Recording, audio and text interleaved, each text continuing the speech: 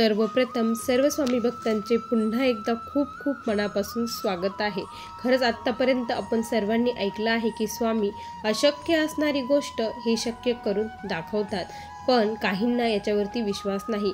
आजचा अनुभव जो कोणी ऐकणार आहे त्याला पुन्हा एकदा स्वामींच्या अशक्य ही शक्य करतील स्वामी या गोष्टीवरती विश्वास बसणार आहे। खूप सुंदर अनुभव यवतमाळ जिल्ह्यातील एका दादांना आलेला आहे।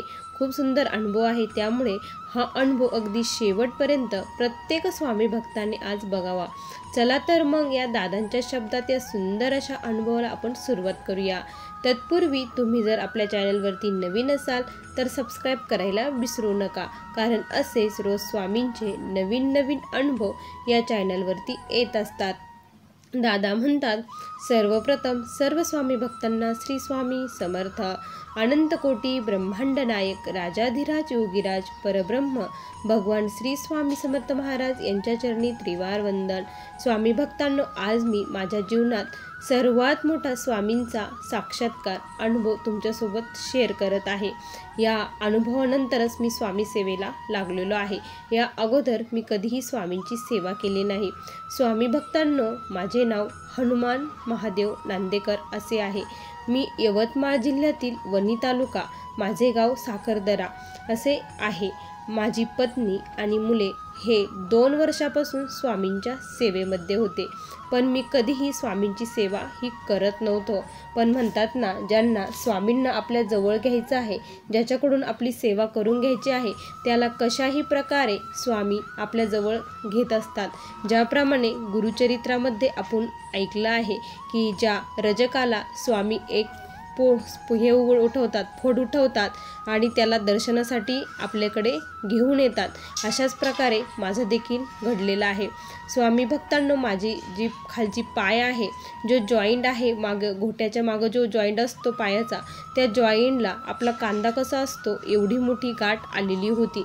मला चालायला बसायला प्रचंड त्रास होत होता। मी 2-3 डॉक्टरकडे चेकअप केलं, त्यांना दाखवलं।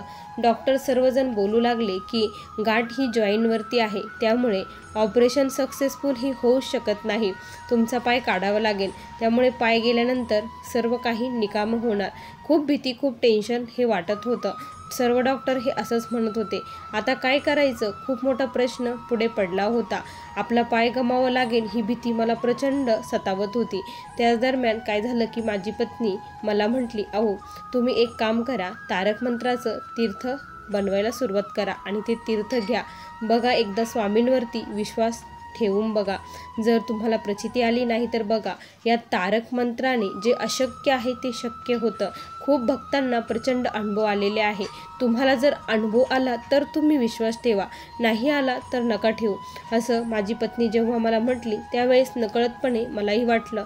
कारण माणूस जेव्हा ग्रासलेला असतो, दुःखात असतो आणि एखाद्याने जर त्याला काही त्याच्यावरती मार्ग सांगितला तर तो ते करायला लगेच तयार होतो।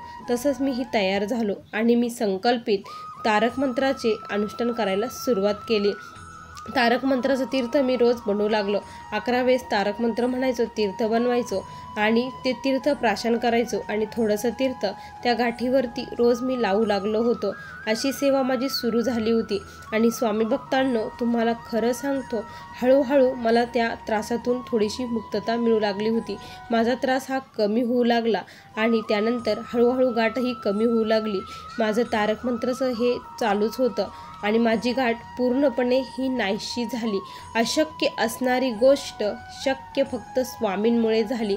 माझा देखील विश्वास बसत नव्हता की खरंच आहे, पण नाही, स्वामी महाराज या जगामध्ये खरंच आहे। फक्त श्रद्धाभाव आणि विश्वासाने जर एखादी सेवा स्वामींची केली तर ती लगेच स्वामींपर्यंत पोचते आणि स्वामी त्याची प्रचिती देतात। तेव्हापासून मला खूप मोठी प्रचिती ही स्वामींची आली आणि मी स्वामी सेवेला लागलो। मी फार काही सेवा करतो किंवा स्वामींचा खूप मोठा भक्त बनलो असं नाही, पण मी तारक मंत्र घेतल्याशिवाय घराबाहेर पडत नाही आणि तसेच मुखामध्ये श्री स्वामी समर्थ या षडाक्षरी मंत्राचा मी अहोरात्र जप करत असतो. एवढीच माझी सेवा, बाकी कुठलीही सेवा नाही. स्वामी कृपेने सर्व काही व्यवस्थित आहे. स्वामी भक्तांनो, एकच सांगू इच्छितो की स्वामींची कुठलीही केलेली सेवा कधीही वाया जात नाही. स्वामींच्या चरणी एकच प्रार्थना आहे की जोपर्यंत या देहामध्ये देह आहे तोपर्यंत तुमच्यापासून लांब जाण्याची बुद्धी मला कधीही देऊ नका. माझ्याकडून तुमच्या चरणाची अखंड सेवा करून घ्यावी, हीच तुमच्या चरणी प्रार्थना. स्वामी भक्तांनो, असा मला आलेला हा छोटासा स्वामींचा अनुभव होता. श्री स्वामी समर्थ. बघा स्वामी भक्तांनो, किती सुंदर अनुभव होता. तुम्हाला या दादांचा अनुभव कसा वाटला नक्की कमेंटमध्ये कळवा. पुन्हा भेटूया अशा सुंदर अनुभवासोबत. तोपर्यंत सर्वांना श्री स्वामी समर्थ. जय जय स्वामी समर्थ. श्री गुरुदेव दत्त.